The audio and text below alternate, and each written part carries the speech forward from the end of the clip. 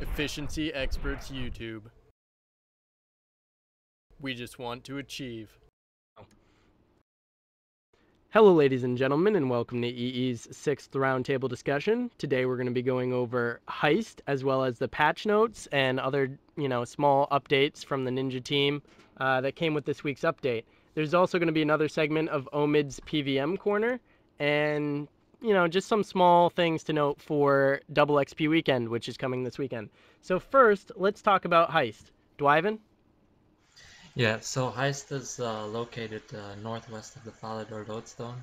It also has no requirements to play, except for that you need 4 players to start. Okay, so to get there and to get started, the biggest part is to get people to play with. Now, the gameplay is fairly simplistic. There's teams of guards and teams of robbers, guards being on the blue boat and robbers being on the red boat. Omid, do you want to give a quick rundown of how the game is played? Yes, I do, Gunnar. So there's a minimum of 2v2 up to 3v3, 4v4, and 5v5. You always have to have an even amount, meaning you can't have 2v3 or 4v3, etc. Having more than 2v2 is beneficial, even though 2v2 is the minimum, which requires the least amount of work, because if one person goes AFK, they can do 2v2 while the third person is AFK. For the maps, the Burthorpe Night should never be chosen, as it's been known to crash people's games a lot. So never vote for that ever, as it could cause a lot of problems. The worst maps to the best are in order: Burthorpe Day, Alcrid to Canifis. Darkmare isn't very common, as it requires people to have their quest completed for them. The game itself, robbers always win, guards lose. Robbers score at the start up until there's 1 loot left to win.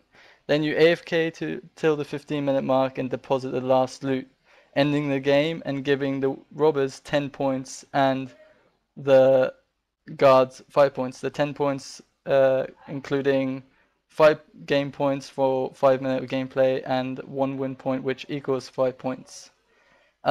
This is normally consisting of around 70% of AFK time and 100% AFK time for the guards, 70% for the robbers.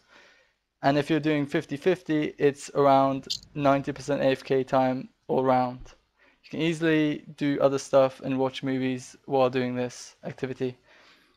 And it's faster to do it in public games, as there's no time wasted creating and joining games. But if at some cases a person does appear in the world, it's most beneficial to create an instance, play a private game for 1 game. If the person's still there, you hop worlds.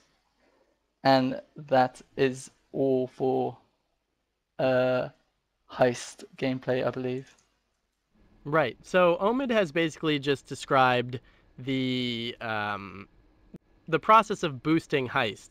Now, if you're going to play the game publicly, the main point is, as a robber, to loot and to get the loot from the bank or random places around the map and deposit it at one of the places around the edge of the map, whether that's the ship you started on or magic carpets in Al-Kharid or the carts in Canifis. It doesn't really matter. You can deposit in either of those places, and the role of the guard is to catch the robbers before they can do this. If all the robbers are caught and turned into guards, the guards win. But if each robber loots 2 loot successfully, so if you're playing like a 5v5 game, the robbers have to get 10 loot. If you're playing a 10v10 game, the robbers have to get 20 loot, etc. The game is very open to boosting, and that's basically what we're going to be discussing, which is either having a friend play the role of guard for you, either by their own volition or you pay them to lose to you, or what a lot of people are doing, which is playing with alternate accounts, having an account lose as a guard and winning as a robber. So initially when this came out, there was a glitch that allowed you to get, what was it, 48 points per game, Omid? It allowed you to get multiple points per game, and compared to the 1 win point and 1 reward point per minute played that exists now. That was fixed fairly quickly, and you can still get that 1 win and 1 reward point per minute, but that just means you should end the game as quickly as possible. The most pertinent nerf that everybody knows about is optimal games used to be 2 minutes long, meaning you would end when the clock hit 18. Now they're 5 minutes long because win points went from being awarded for games over 2 minutes to being awarded for games over 5 minutes.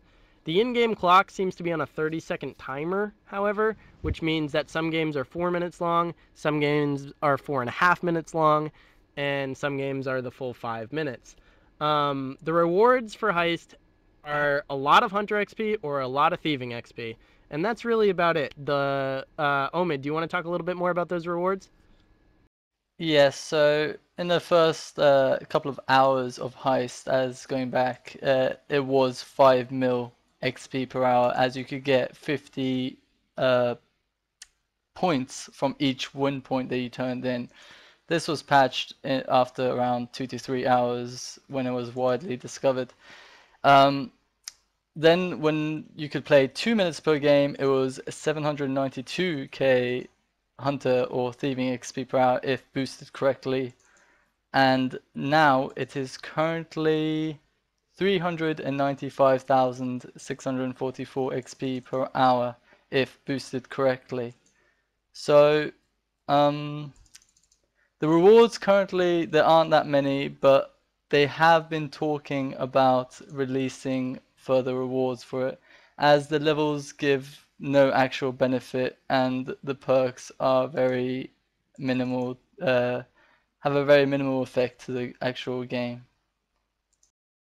Right, so me and you, Omid, we haven't really discussed it very much, but there are some changes that could be made in order to make the game more fulfilling, especially with levels, like resetting your perks, making those points, wasted essentially, and a couple other things. Do you have any thoughts on that? Not really. It's just like I wanted to state, 100 wins if you boost with 2 other people that lose constantly on the guard side, where the winning side, the robbers, win 100% of the time. It's 395k an hour. Whereas if you do 50-50, where you take turns on each side, for example, 4 friends, to go on the robber side for the first game, and they go on the guard side in the second game. That way, even though it sounds a lot worse, it's still 296k XP per hour in Hunter or Thieving, which is actually pretty decent for the average person when you're AFKing 90% of the time. This is obviously talking all about boosting, but the gameplay will, hopefully they'll release something that will encourage actually playing the game and making it the best XP in the game, but we'll have to see about that. We now interrupt your regularly scheduled programming for Heist experience rates.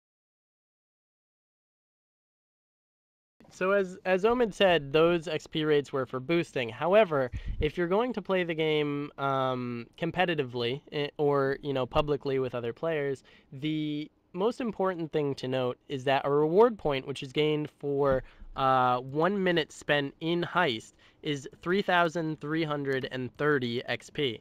So that means you're getting 200k XP an hour, no matter what. That's regardless of win Even points, if you lose period. all the time. Exactly. So, feel free to play, versus other people like that.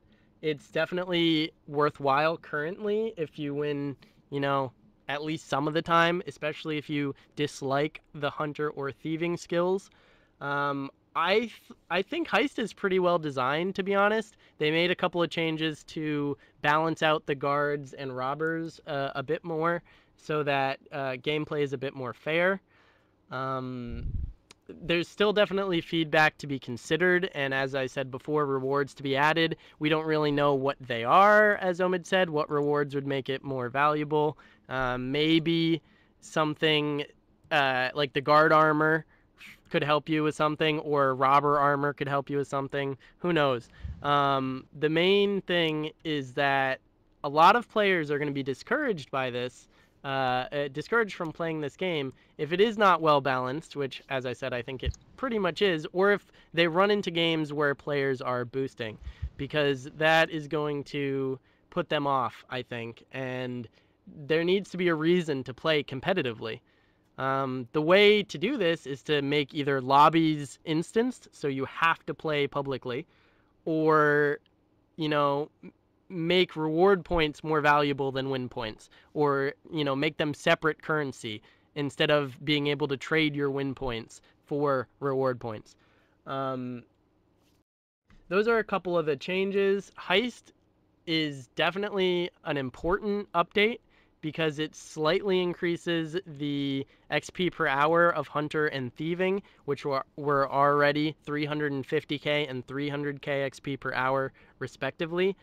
But most importantly, it allows people to store that XP. And 2014 seems to be the year of bonus XP. We have Stealing Creation for 200k XP an hour. We have BA for 500 to 1500k bonus XP per hour. And now we have Heist. As Jagex reworks minigames, I think we're going to see a lot more bonus XP, and it's going to become an even bigger part of the game, whether that's for better or for worse. The rewards for Heist, like BA and unlike SC, do scale for level, but they give enough XP to be worth it. I think the lowest level it's technically worth it is 81. I think I read that on forums. So yeah, it's just something to make note of. Heist is definitely worth checking out. There's no trim Rex and no regular comp Rex. There's not even a song. So the only real reason to check it out is for that bonus XP. Next, we're going to be talking about some of the more important patch notes from this week. Darkman, do you want to run those down for us real quick? Well, yeah, first of all, Burthorpe had a major update. The big platform thingy just disappeared, and the spiked wall, it's been reworked. We now actually have a decent bank and a new challenge master, or challenge person to turn your challenges in, which is nice, I guess. You can now have a fire closer to the bank, which is even better. For the Jew parties, it's also more efficient because there's a bigger open space for the Jews and the hunter locations, because they're usually hosted in Burthorpe, so probably will be. So World 48U parties are definitely a little bit easier to do, and a little, you know, the problem though is that the avatars can't be trapped as easily as we've seen in the past couple nights at Burthorpe, and the colors seem a little bit off, and that makes the U's a little bit hard to see. You want to go into that, Darkman? Well, first of all, you can trap your avatar on the west side of the bank, but most people just can't be asked to do that, but that's fine. The colors changed a lot over RuneScape overall. Wilderness being a bit darker, Burthorpe is a bit awkward, I guess. The wilderness looks awesome in my opinion, and the water's like actual water now. But a lot of people have been complaining about headaches, and it looks awful at certain places. And myself, I've been getting a lot of headaches, but I'm getting used to it now, so I guess most people just need to get used to it. Anybody else had any problems with the new colors? Anyone? I kind of like it. I kind of like the increased contrast, but it is distracting at some points because it changes from one square to another so drastically. I don't know if anybody else has noticed that. Like in the western wilderness around Edgeville, you go from one square and it's super, super bright, high contrast. You go to the next square and it's like no contrast. Everything is kind of Dark like blue. yeah, it's kind of washed out. And it kind of distracts you from the immersion that you look for in video games. And that's what I don't like about it. If anybody does Book of Char or anything in Varrock West, you'll know that the contrast in Varrock West has been different from the rest of the game for the last 2 weeks. And I really liked it. And then when it was added to the whole game, I was like, I'll probably like this, but it is distracting in some areas. And I don't know if they're going to change it because they said it was done for the purpose of optimizing lighting detail, or if they're going to, just allow people to, or rather make people get used to it. That remains to be seen. Yeah, it's still a bit awkward at certain places, but I hope it gets looked at, because not everybody's bank standing all day. And for the last bit, the construction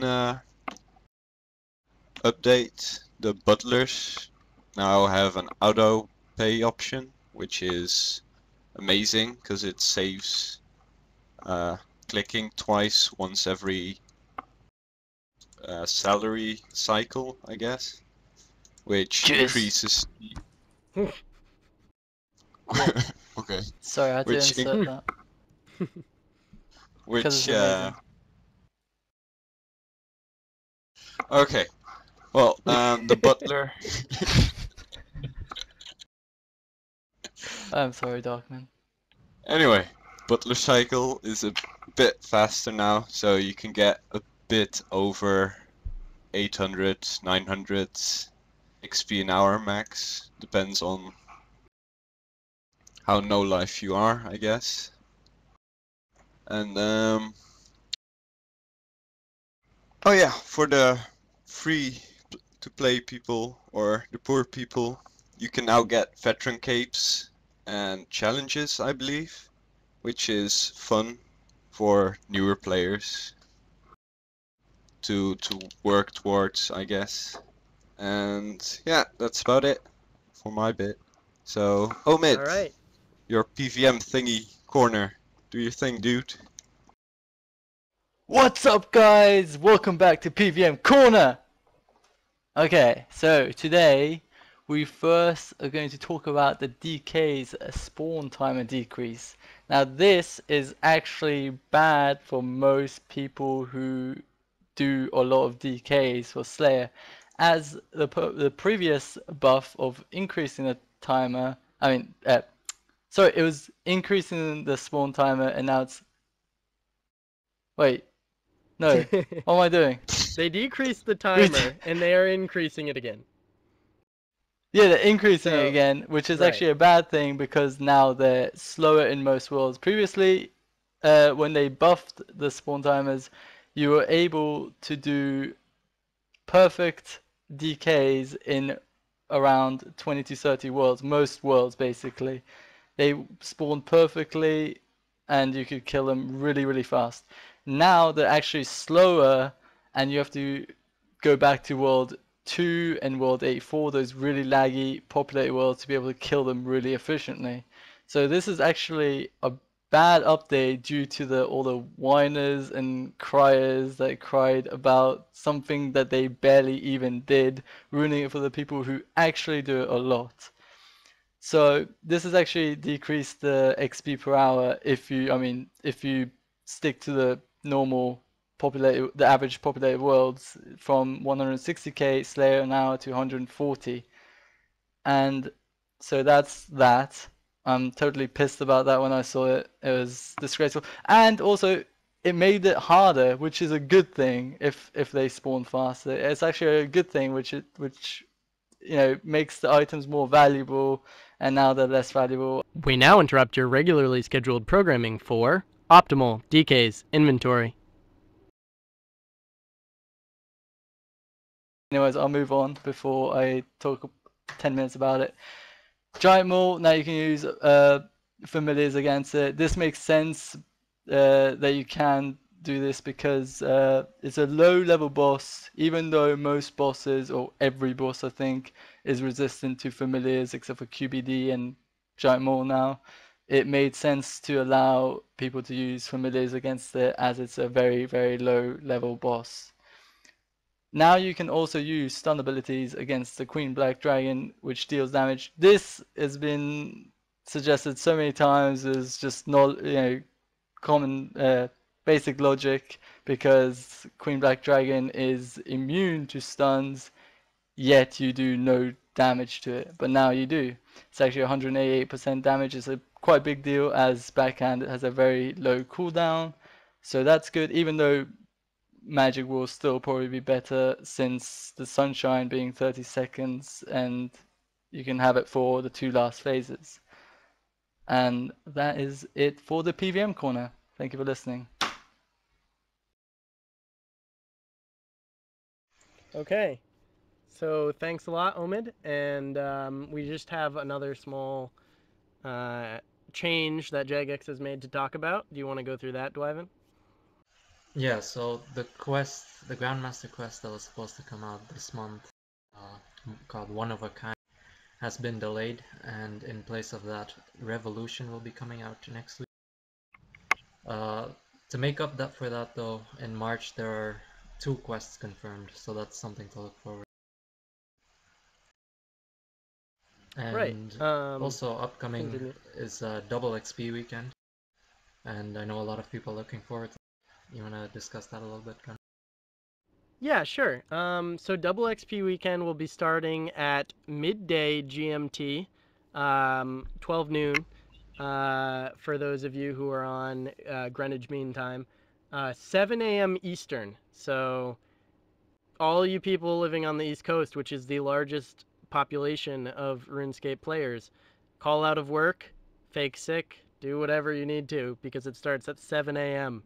So get your sleep beforehand, get your fluids ready, get your Cliff Bars and your Monster Energy drinks.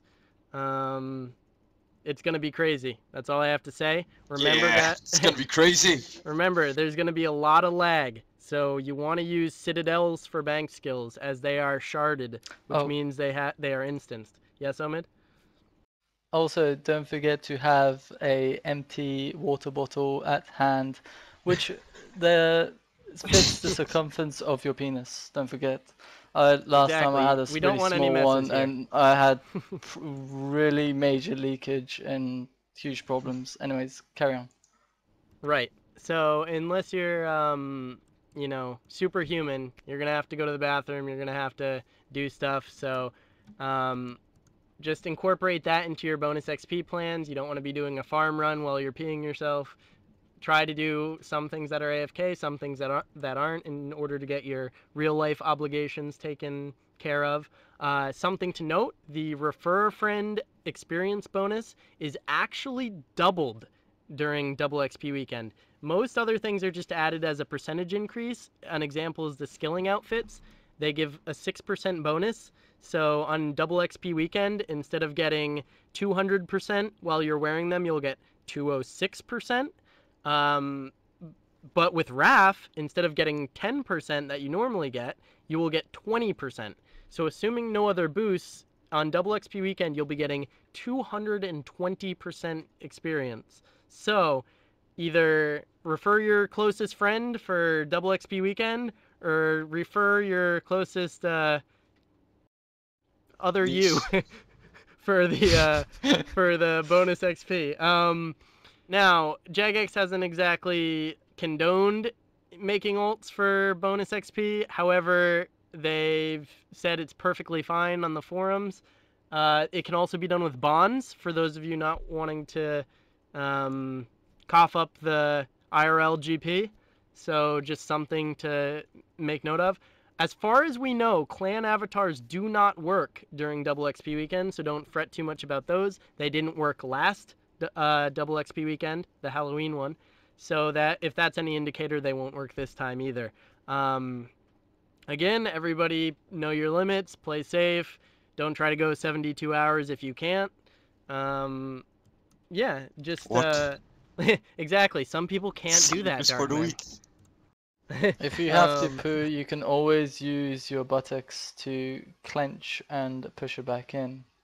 Or if it's Shut a very or if it's a very eager feces, you can always use 2 fingers, which works pretty well for me usually. You would right. want to have a And, tissue at hand to have, wipe after you push it in, since you don't want to get your right. keyboard dirty. Sorry, I'm just And giving before tips out here. yeah, sure. No, it's perfectly fine. Before all of you rush to the RuneScape page to try to make the username Eager Feces, it's already taken. Just I don't know actually. I was just riffing, but anyways, It is so now. for the first day or so, you're not gonna want to drink energy drinks. You're not gonna want to do anything with caffeine. You're gonna want to save that till you absolutely need it. For at least your normal playtime, you're gonna want to just drink water, eat healthy, wait Oh, as long as you can to pound monsters. Yes, c- Omid. can I actually give some serious advice on staying up Yeah, 72 hours? If you sure. are actually going to stay up 72 hours, 48 to Don't 72 take a hours, shower. you want to do a couple of things. Do not take a shower. It will relax you. It will put you to sleep pretty much. Best thing to go to sleep on. Uh, Always keep yourself reasonably full, not too full, and never let yourself go hungry, as you will lose energy. Staying up on coffee and energy drinks will not do. You need to have your stomach reasonably full. You want to constantly entertain yourself. That's one of the biggest things. If you get bored, you will get tired, you will go to sleep. Watch movies, talk to friends, just don't stop. If you stop, your mind will focus on sleeping. And that is it. Oh, and a lot of water. You need, on top of Monster on the side, you need to be drinking water. You need to go piss all the time. That is the best way. Keep hydrated. Don't let yourself go hungry. Don't have a shower. Keep yourself entertained. 4 things to stay up. Right. So after that poor hygiene advocation, I think that is all we have to say for this episode of the roundtable discussion. Coming soon, we're gonna have a sit down and a talk about bonus XP in RuneScape, very relevant to Heist as well as Stealing Creation, other mini games, and the future of RuneScape and how efficiency has changed with all these mini games coming into play for the average player. So yeah, please wait for that. We're going to also put out guides for Stealing Creation, and just watch this space. Please like and subscribe. We should be coming out with videos all the time. So thanks a lot, and happy scaping. Bye. Oh, wait.